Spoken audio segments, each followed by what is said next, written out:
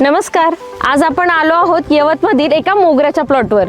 किती सुंदर असा प्लॉट आपल्याला दिसतोय आणि आपण सर्वांनीच ऐकलं असेल की यवतमध्ये 2-3 दिवसापूर्वी प्रचंड मोठ्या प्रमाणावर गारपीट झाली आणि तरी सुद्धा आपला प्लॉट आज दिमागदारपणे उभा दिसतोय.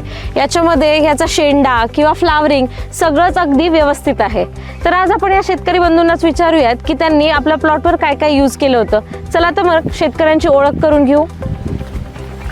शेतकरी बंधूंनो, आपल्या यवत गावामध्ये आपले जे सदाशिव बापू यादव जे आहेत हे आपले धन्वंतरीचे डिस्ट्रीब्युटर आहेत. यांनी या शेतकरी दादांना मार्गदर्शन केलं होतं आणि प्रोडक्ट दिले होते.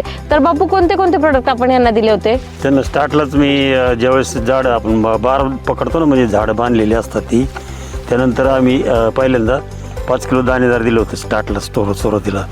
नंतरच्या लॉटमध्ये आपलं गोरस अल्ट्रा होतं आणि एक फवारणी केली मायकोरच्या अल्ट्राची. एवढंच आतापर्यंत दिले. चला तर मग आज आपण या शेतकरी बंधूंची ओळख करून घेऊ.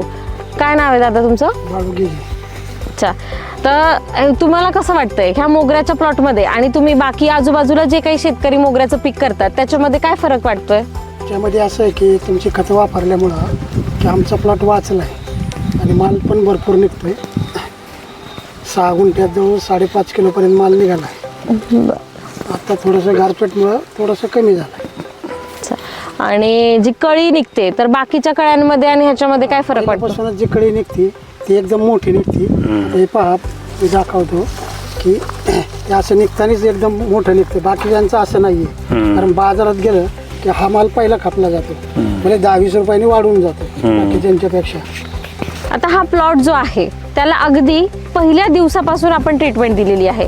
जसं कटिंग केलं त्यानंतर पासून आपण सुरुवातीला RPS ग्रॅन्युअल वापरलंय. त्यानंतर आपण RPS लिक्विड आणि बॅक्टोरीजचं हे किट जे आहे हे आपण त्यांना सोडण्यासाठी दिलं होतं.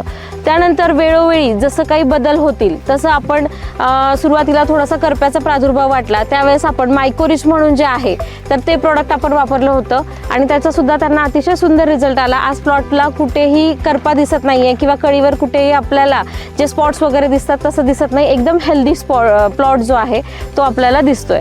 आणि त्यानंतर जसं हार्वेस्टिंग सुरू झालं तसं आपण गोरस अल्ट्रा म्हणून आपली जी स्लरी आहे ती वेळोवेळी प्लॉटला प्रत्येक 1.5 महिन्यानंतर जे आहे ती रिपीट करतोय.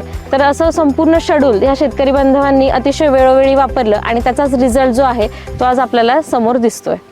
शेतकरी बंधूंनो, हा व्हिडिओ जर तुम्ही यवत ह्या भागातून पाहत असाल तर या भागामध्ये आपले सदाशिव बापू यादव हे डिस्ट्रीब्युटर म्हणून काम करतात. तुम्ही नक्की यांच्याशी संपर्क साधू शकता. आणि हा व्हिडिओ जर तुम्ही इतर कुठल्या ठिकाणाहून पाहत असाल तर वरती आपला कस्टमर केअर नंबर दिलेला आहे. आपल्याला कुठलंही पीक असू द्या त्याविषयी संपूर्ण मार्गदर्शन आणि कुठल्या टप्प्याला कोणते कोणते प्रोडक्ट वापरावे याबद्दल संपूर्ण माहिती दिली जाईल. एकदा नक्की वापरून पहा आणि रिझल्ट पहा. बापू, सर्वात आधी तुम्ही यांना वेळोवेळी मार्गदर्शन केलं त्याबद्दल तुमचे आभार. आणि यांच्यावर विश्वास ठेवून तुम्ही कंपनीचे प्रोडक्ट वापरून पाहिले आणि तुम्हाला जो रिझल्ट आला तो आज आमच्या सर्वांसोबत शेअर केला त्याबद्दल तुमचे खूप खूप आभार. तुम्ही प्रत्येक वेळेस आमच्या प्लॉटवर आलात त्याबद्दल आभार आहेत. पण आमचा प्लॉट तुमच्यामुळं वाचला आहे असं म्हणलं तरी चालेल. त्याच्याबद्दल मी पण कंपनीचा आभारी आहे. थँक्यू. थँक्यू.